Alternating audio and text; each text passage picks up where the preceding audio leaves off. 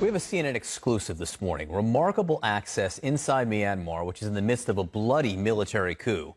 One advocacy group says at least 550 people have been killed in the past 2 months. Protests continue. They did throughout the weekend, which security officials have been responding to with this brutal crackdown, detaining thousands. At least 11 people were arrested Friday, minutes after being interviewed by CNN. Our Clarissa Ward joins us now live from Myanmar with the permission of the military, who we do want to note is escorting our team. So, Clarissa, what's happening now? Tell us why it's so important for you to be there. Well, as you said, John, 2 months ago, a democratically elected government was overthrown by the military in a coup after the military suffered what can only be described as a humiliating defeat in the elections back in November. That coup has given rise to an enormous protest movement that has swelled across the country. Put simply, the military does not have the support of the people of Myanmar. And as those protests have swelled and people have become more angered about this coup, so too has the violent oppression of that protest movement by the military. As you said, hundreds have been killed, among them dozens of children.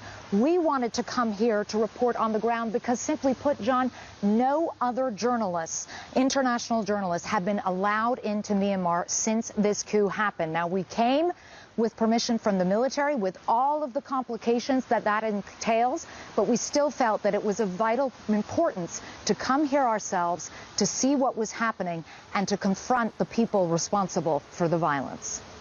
And so, Clarissa, I mean, I know all of this is delicate, but since you're under the auspices of the military, are you able to report freely? We had been assured prior to coming here that we would have independence and freedom of movement. We wanted to stay in a hotel in Yangon. That was not allowed. We're staying instead in this military compound. It's completely walled off. We cannot come in and out and move freely. On our first day, we were moving around with a convoy of 6 trucks full of soldiers. In addition to that, we have many minders following our every move. Whenever we do have the opportunity to be on the street, which is very rarely, Allison, our minders are constantly filming everything with their cell phones, making notes, making phone calls, taking records of every single person we talk to and every single movement we make. So it has not been without its challenges, Allison. Well, they're taking pictures and they're taking names, apparently, Clarissa. So tell us about the people who've been detained after speaking with you. So this was a very distressing incident, John. On one day, we were finally allowed to go to a public space, to an open market. And it's important to underscore here that we have not solicited contact with any activists, with anyone who's part of the protest movement, because we know, given the context that we're here in, just how dangerous that could be. However, when we took our cameras out in this market and started shooting video, people started coming up to us. People started giving the 3-fingered Hunger Games salute that has become the emblem, the symbol of this defiant movement. And they came up and started telling us their stories. They told us they were frightened. They told us there is no peace there. And we let them say their piece. We felt it was important to give them the opportunity to have their side of the story on the record. Shortly afterwards, however, we found out that many of them were detained. One woman actually ran after me while we were still at the market, trembling like a leaf, on the phone with someone who said that 3 people we'd spoken to had already been arrested. We had the opportunity, however, to sit down with Myanmar's senior military leadership, the government spokesman himself, and we asked him why on earth these people had been arrested, and we urged him to release them. Take a listen.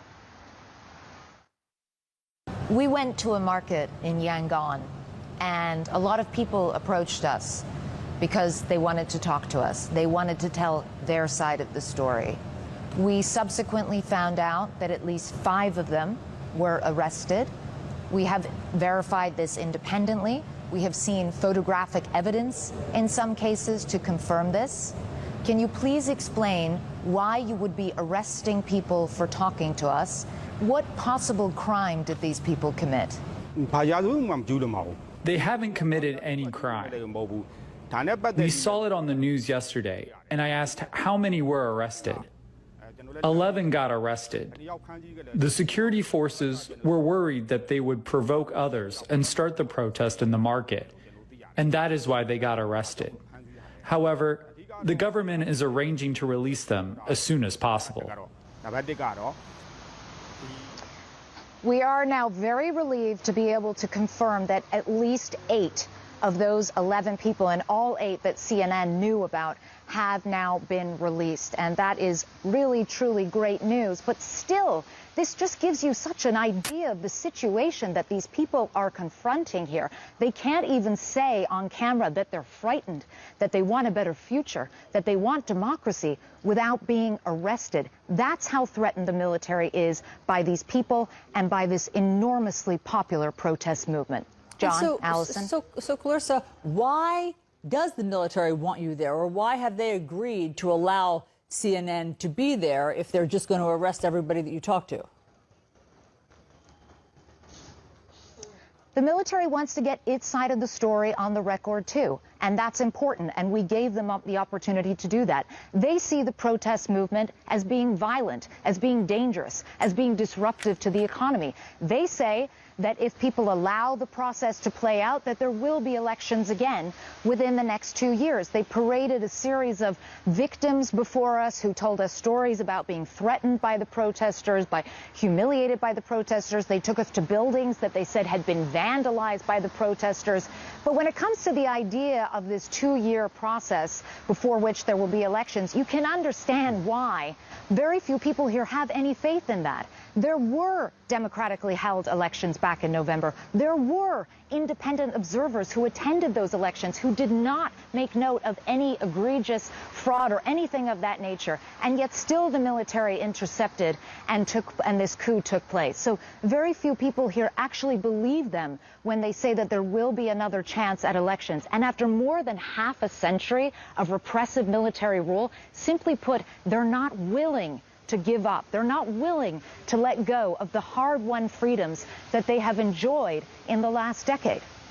Clarissa, do you have a sense if the military regime, their power is coalescing or growing at this point? Where is it on the curve as you look towards these elections, 2 years from now?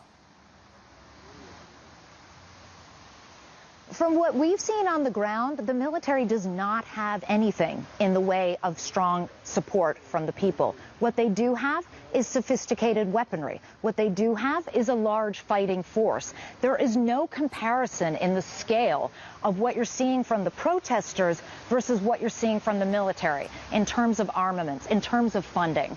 And so the military does have that on its side, and it may well be that brute force wins the day here. What's very concerning to so many people, including the United Nations, who warned that this could turn into a bloodbath, is that as the protesters become more incensed, as the protest movement becomes more violent, this country could be on course for real civil strife, and nobody wants to see that happen. Clarissa Ward, we are lucky to have you there. The world is lucky to have you there. So we get a window as to what is happening. Please stay safe, you and your team. Thank you for being